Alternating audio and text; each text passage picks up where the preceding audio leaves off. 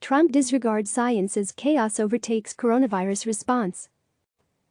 Alarming new signs are emerging that the Trump administration is shunting science aside in the battle against coronavirus. In Wednesday's most stunning development, a top administration official working on a vaccine claimed he was ousted after resisting efforts to push unproven drugs promoted by President Donald Trump and his conservative media cheerleaders as game-changer treatments. That news was followed by a bewilderingly inconsistent White House briefing. Conflicting messages on when to reboot the economy, the need for testing and the possibility of a resurgence of the virus, combined with Trump's effort to suppress facts that jar with his insistence that the end of a nightmare likely to last many more months is near. In another bizarre twist, Trump produced Robert Redfield, director of the U.S. Centers for Disease Control and Prevention, to walk back his remarks that the coronavirus challenge could be more difficult in the fall. Trump claimed that Redfield had been totally misquoted by the media. But under questioning from reporters, Redfield confirmed that he had in fact made the remarks that angered Trump. "I'm accurately quoted in the Washington Post," he conceded, as Trump countered that the headline was wrong. It accurately described Redfield warning that if a coronavirus resurgence came at the same time as the flu season, hospitals could be overwhelmed. The president also openly clashed with his top public health officials on the likelihood of the virus returning for another assault in the fall, saying only embers of disease were likely that could be easily put out. The president did break with Georgia's Republican Governor Brian Kemp, saying he strongly disagrees with aggressive plans to open businesses including hair salons on Friday, as pro-Trump southern states look to ease stay-at-home orders. But his rebuke followed days of Trump all but goading southern conservative states to open up, even though many don't yet meet White House opening guidelines.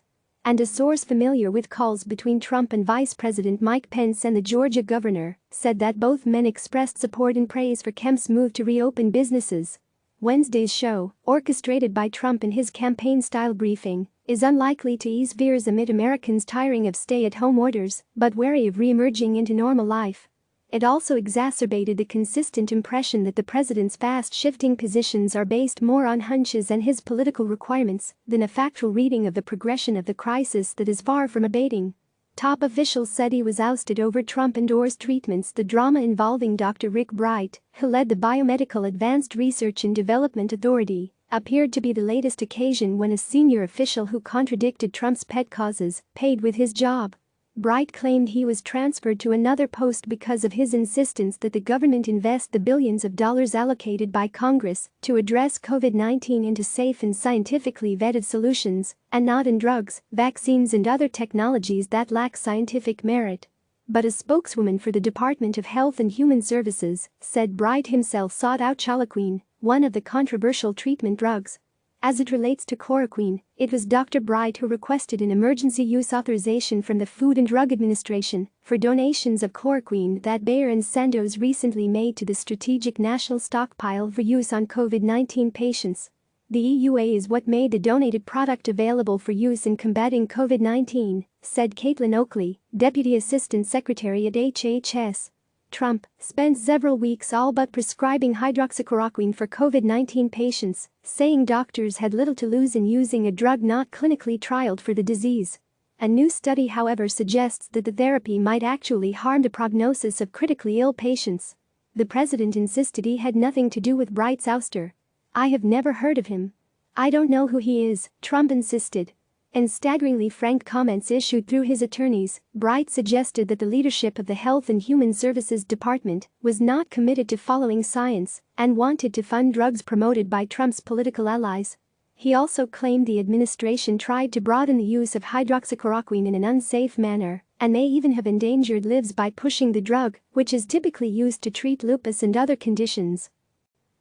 Sidelining me in the middle of this pandemic and placing politics and cronyism ahead of science puts lives at risk and stunts national efforts to safely and effectively address this urgent public health crisis, Bright wrote. Rushing blindly towards unproven drugs can be disastrous and result in countless more deaths. Science, in service to the health and safety of the American people, must always trump politics. Bizarre scene as Redfield walks back his fall warning in another episode in which Trump appeared to challenge established fact. The president claimed Redfield had been totally misquoted by the media. But under questioning from reporters, the CDC chief confirmed that he had in fact made the remarks that angered Trump.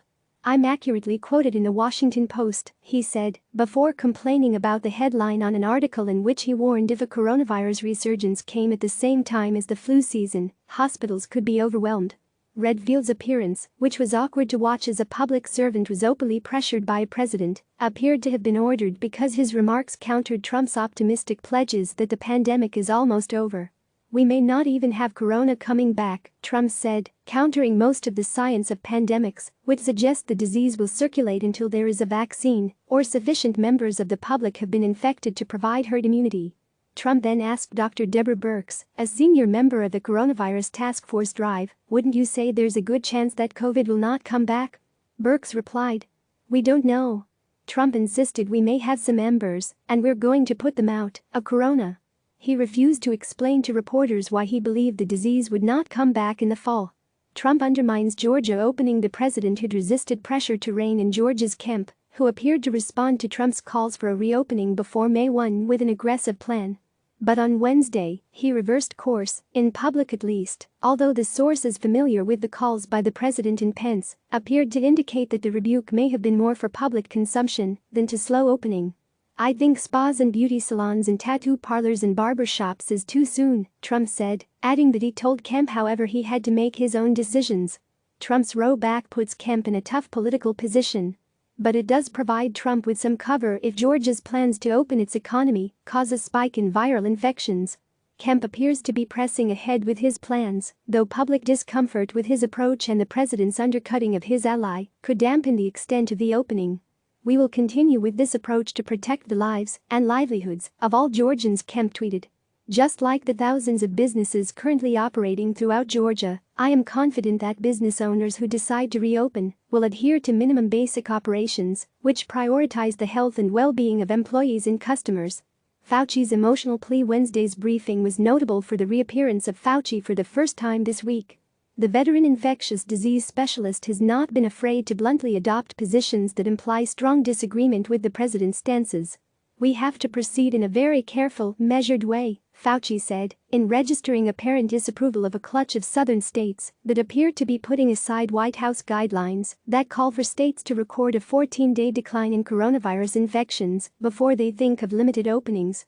"I plead with the American public, with the governors, with the mayors, with the people with responsibility, although I know one has the need to leapfrog over things. Don't do that," Fauci said. "Do it in a measured way. This is a successful formula. The problem is, if we don't do that, there is a likelihood that we'll have a rebound. And the one way not to reopen the economy is to have a rebound that we can't take care of," he added. Several southern states, including Georgia, Florida, South Carolina and Texas, appear keen to heed the president's eagerness to open up the economy. That's even though the virus has not receded sufficiently to comply with White House guidelines in some cases. Yet other, harder-hit states in the Northeast, the Midwest and the West are far from reopening. New York Governor Andrew Cuomo said Wednesday he understood the political and economic pressure to reopen. But he warned that states must not make stupid decisions they might regret. CNN's Caitlin Collins, Kevin Liptak, Jim Acosta and Marshall Cohen contributed to this report. Click subscribe to receive the latest news.